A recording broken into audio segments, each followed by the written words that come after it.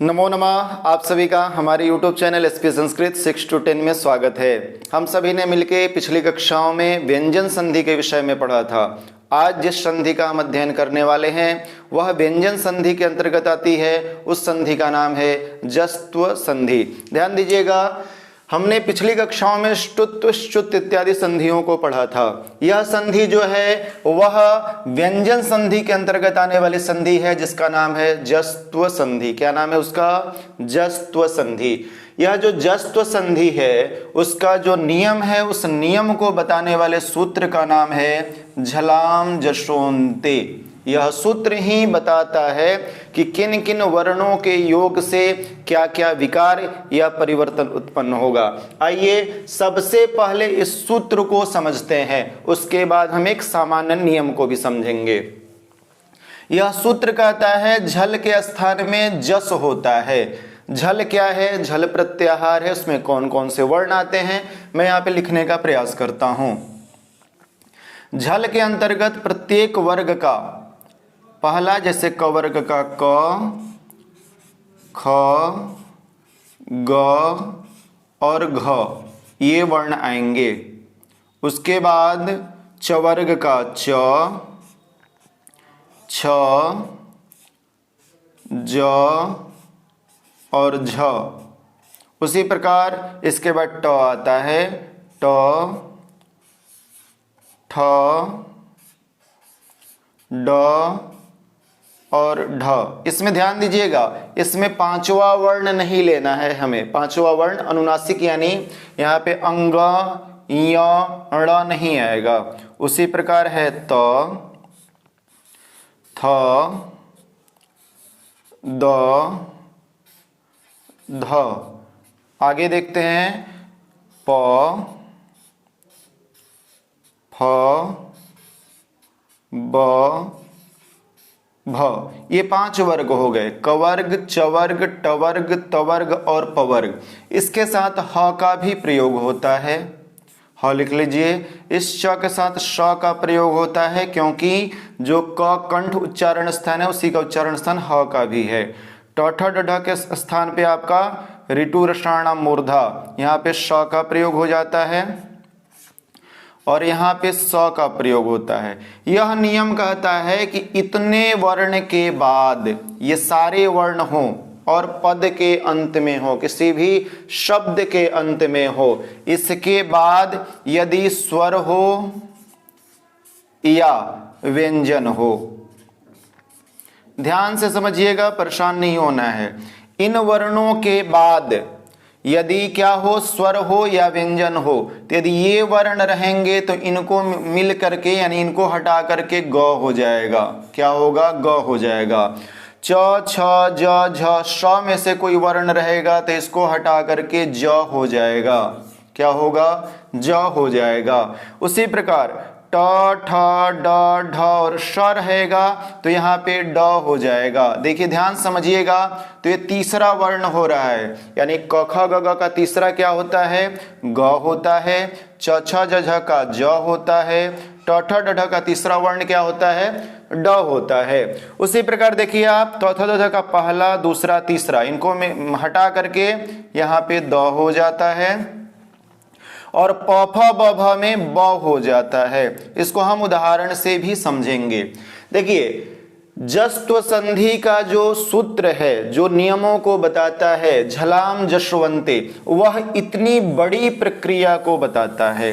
अर्थात वह कहता है कि ये सारे वर्ण हो किसी भी शब्द के अंत में, उसके बाद यदि स्वर आए या व्यंजन आए तो क्रम से इसको ग, च छ ज झ के स्थान पे ज, इनको ड, ट थ द ध स के स्थान पे द, प फ ब भ के स्थान पे ब होता है। लेकिन सामान्य प्रक्रिया में इतनी चीजें नहीं आती हैं। तो आपको मैं समझाना चाहता हूं कि सरल कैसे होगा, इन चीजों को हम सरल से कैसे समझ पाए। तो एक दूसरा नियम है कि यदि किसी भी शब्द के अंत में क हो, च हो, ट हो, त हो और प हो, एकदम ध्यान से समझिएगा, इन पांचों वर्णों में से कोई किसी भी शब्द के पहले हो, इसके बाद कोई भी स्वर आए या व्यंजन आए तो क के स्थान पे ग हो जाता है, च के स्थान पे ज हो जाता है, ट को ड हो जाता है, त को द हो जाता है और प को ब हो जाता है। ये सरल नियम है, यानी आपको सामान्य व्यवहार में जो प्रयोग दिखते हैं शब्दों के वह प्रायः इसी के दिखते हैं। अर्थात इस नियम को समझना आपके लिए जरूरी है, इसको प्रायः आप अपने ध्यान में रखें। लेकिन आपको कार्य किस विषय पे करना है, इस पे, यानी वर्ग का पहला वर्ण हो क च ट त प, तो उसके बाद कोई स्वर या व्यंजन आए तो क को ग कीजिए, च को ज कीजिए, ट को ड कीजिए, त को द कीजिए और प को ब कीजिए। आइए सबसे पहले इसको समझने के लिए कुछ उदाहरणों का प्रयोग करते हैं, उदाहरणों के माध्यम से हम समझते हैं। पहला उदाहरण है वाक धन ईश। अब ध्यान से समझिएगा, आपका नियम कहता है कि यदि क मिल जाए किसी, वाक का अर्थ वाणी होता है, अंत में क मिल गया, क के बाद क्या आना चाहिए, कोई भी स्वर हो या व्यंजन हो, तो क के जस्ट बाद आपको ई स्वर दिख रहा है, तो इस क के जगह पे हमें ग कर देना है। क्या कर देना है, ग कर देना है। क को क्या होता है, ग होता है। अब इसको मिलाइए, वा क समाप्त हो चुका है, यहाँ पे ग है, तो ग में बड़ी ई की मात्रा वागीश। वागीश यानी बृहस्पति, वागीश यानी वाणी के देवता बृहस्पति को माना जाता है। उसके बाद एक और देखते हैं हम दूसरा उदाहरण है दिक धन अंबर। पुनः वही सामान्य प्रक्रिया हमारी है, हमें देखना है कि किसी भी दिक यानी दिशा, अब इसके अंत में हमें क्या मिल गया, क मिल गया। यहाँ क के बाद क्या मिलना चाहिए, यहाँ देखिए यहाँ भी स्वर था, यहाँ भी स्वर है, इसके बाद स्वर मिल गया, इस क के जगह पे हम क्या करेंगे, ग बना देंगे। अब इसको मिलाइए, दी ग में अ मिलाइए, ग आधा म ब र, क्या बन गया, दिगंबर बन गया। यह पहला इस पहले नियम का हमने समझा। अब दूसरे का देखते हैं। दूसरे का जैसे है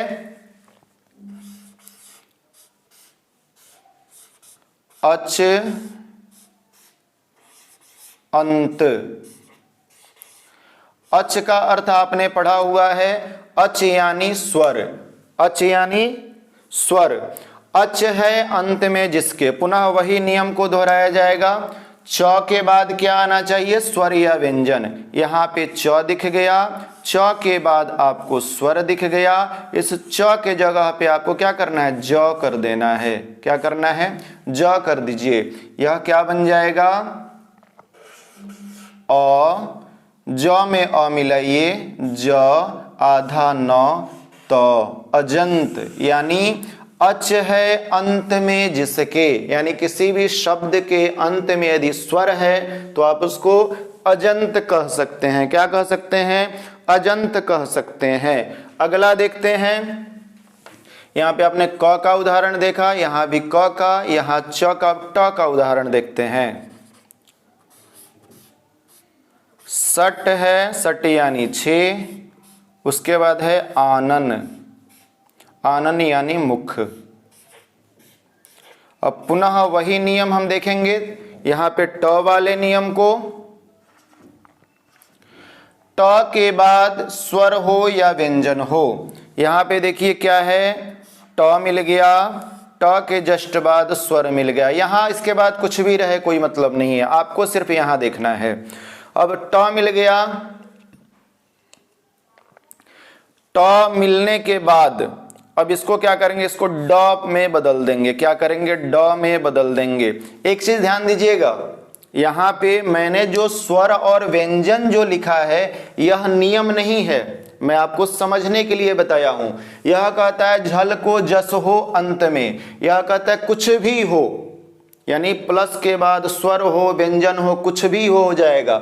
मैंने आपको समझने के लिए यहाँ पे स्वर व्यंजन, आप नहीं भी लिखेंगे तो कोई दिक्कत नहीं है। तो यहाँ पे देखिए ट है, ट को आपने ड कर दिया, यह क्या बन जाएगा, सडानन बन जाएगा।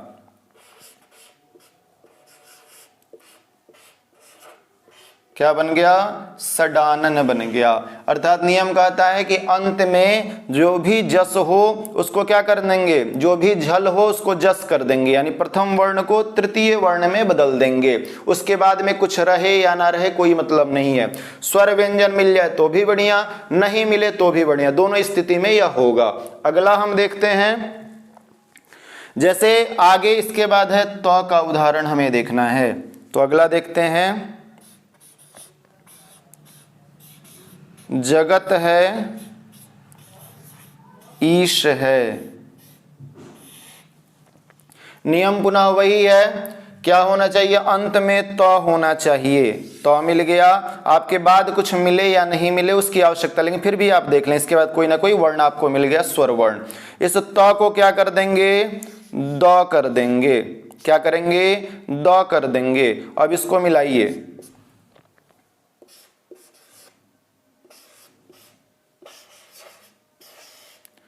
क्या बन गया, जगदीश। क्या बन गया, जगदीश। अब एक चीज और समझने वाली बात है, मान लीजिए इस शब्द के बाद यदि ईस नहीं होता, यहां पे ये नहीं होता, तब भी हम जगत को जगद लिख सकते थे। क्या लिख सकते थे, जगत को, जगत जो शब्द है उसको हम जगद भी लिख सकते हैं, क्योंकि यह सूत्र क्या कहता है, जो भी पद के अंत में होगा ये वर्ण उसको बदल देना, उसके बाद कुछ हो, यानी जगत के बाद कुछ नहीं भी होगा तब भी यहां बदल जाएगा। जैसे यहां पे दिक है तो हम यहां पे दिग भी कह सकते हैं इसको, उसके अंबर हो या ना हो कोई मतलब नहीं है। अच है, इसको हम अज भी कह सकते हैं। आपको मुझे लग रहा है समझ में आ रहा होगा। सट है, सट का प्रयोग हम सड से भी कर सकते हैं, सड भी बोल सकते हैं, कोई दिक्कत नहीं है उससे। अर्थात यह सूत्र यह नहीं कहता है कि बाद में कुछ होना ही होना चाहिए, नहीं होगा तब भी हो जाएगा यह संधि। आगे देखिए, तो वाला आपने समझ लिया, सुप है, अंत है। देखिए सुप प्रत्यय है, सु औजस, अंतः या अंत लिखिए यहां पे। पुनः आपका नियम क्या कहता है, अंत में प होना चाहिए, तो उसको क्या हो जाता है, ब हो जाता है। उसके बाद स्वर व्यंजन हो तो बहुत अच्छी बात है, नहीं हो तब भी हो जाएगा। तो प के जगह पे आप क्या कर दीजिए, ब कर दीजिए।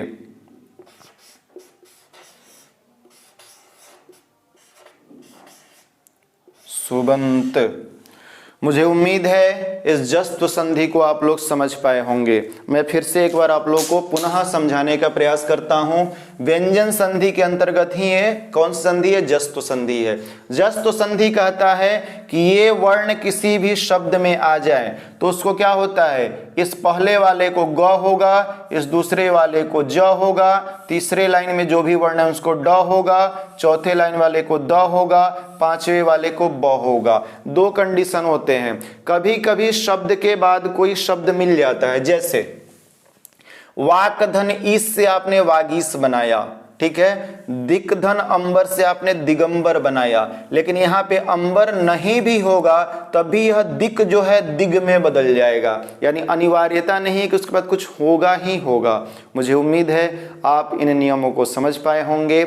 आप अपने पुस्तकों के माध्यम से जस्त संधि से संबद्ध विषयों को ढूंढें, शब्दों को ढूंढें और संधि का निरंतर प्रयास करें। आप सभी जब तक शुरू से संधि का अध्ययन नहीं करेंगे तब तक संधि आपको समझ में नहीं आएगी। तो प्रयास कीजिए, जो भी संधि पढ़ रहे हैं क्रम से पढ़ें। धन्यवाद।